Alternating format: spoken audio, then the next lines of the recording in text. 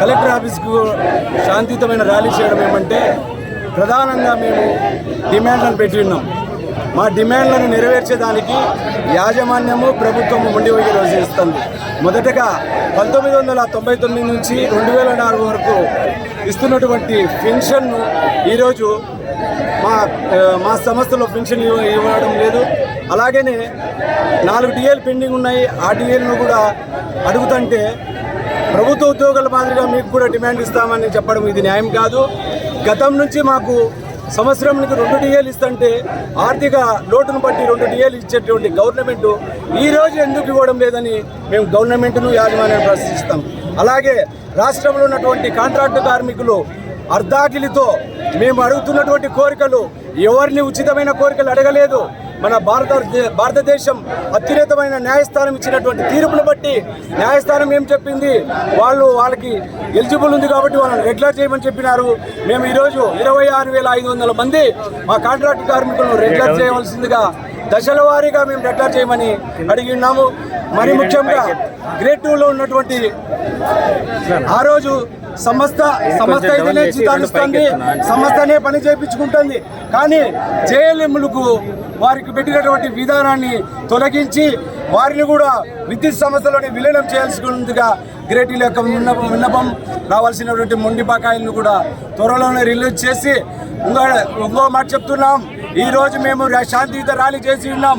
త్వరలోనే మా రాష్ట్ర పవర్ చేసి ఇచ్చిన పిలుపు మేరకు 25వ తారీఖు మా యొక్క చర్చలు ఉన్నాయి. 25వ తారీఖు మేమంతా చర్చించుకున్నప్పుడు యాజమాన్యం మా మీద ఏదైనా మొండి వైఖరి చూపిస్తే మా యొక్క ప్రతాపము, మా యొక్క విద్యుత్ కాంట్రాక్టులు, రెగ్యులర్ కార్మికులు ప్రతి ఒక్కరు రోడ్డుపైకి వచ్చి రాష్ట్రాన్ని అందాకాలం చేస్తామని సభాముఖంగా తెలియజేసుకుంటున్నారు.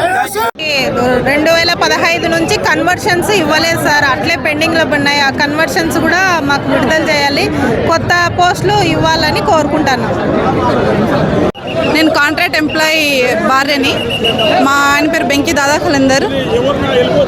అవన్నీ కాదు, మాకి అంటే కాంట్రాక్ట్ ఉద్యోగి సమాన పనికి సమాన వేతనం ఇవ్వడం లేదు. చాలని వేతనాలతో వర్క్ చేస్తూ 20,000, 15,000 అట్లా జీతంతో పనిచేస్తున్నాము. ఇప్పుడుండే పొజిషన్లో ఆ అమౌంట్ ఎక్కడ చాలట్లేదు. పిల్లల ఎడ్యుకేషన్ కావచ్చు, మా ఆరోగ్య పరిస్థితులకు కావచ్చు, ఎటువంటి ఏదానికి మాకు ఆ అమౌంట్ చాలట్లేదు. ప్రభుత్వం దీన్ని స్పందించి మాకు కొంచెం ఎక్కువ అమౌంట్, అంటే మేము పనిచేసే దాన్ని బట్టి మాకు అమౌంట్ ఇస్తే మేము సంతోషిస్తాము. అలాగే మమ్మల్ని గుర్తిస్తే మాకు ఎటువంటి బెనిఫిట్స్ ఏమీ లేవు. కాంట్రాక్ట్ ఎంప్లాయీస్కి ఓన్లీ శాలరీ తప్ప ఏ బెనిఫిట్స్ మాకు లేవు. మేము మా భర్తలు చనిపోయినా కానీ మేము ఇక్కడ అటెండర్స్గా వర్క్ చేస్తున్నాము.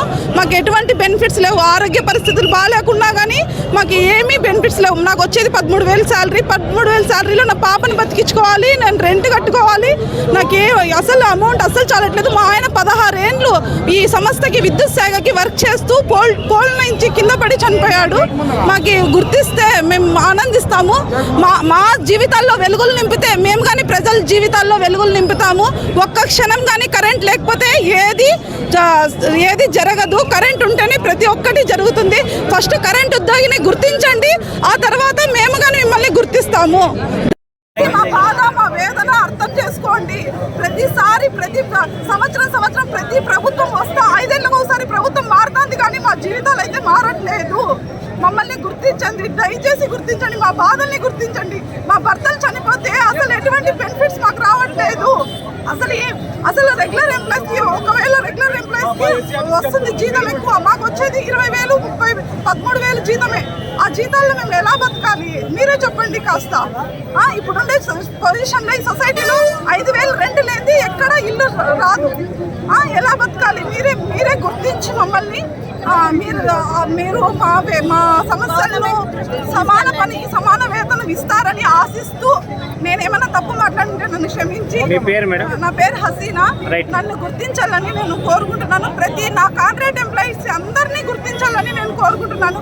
అందరి వేదన కానీ మన సబ్స్టేషన్లో వర్క్ చేసే అన్నోళ్ళు కానీ చాలా ఇబ్బంది పడుతున్నారు. అసలు పోయి ఛార్జ్ చేస్తే చాలు కరెంట్ షాక్ కొడుతుంది, ప్రాణాలతో చెలగాటం ఆడుతున్నారు.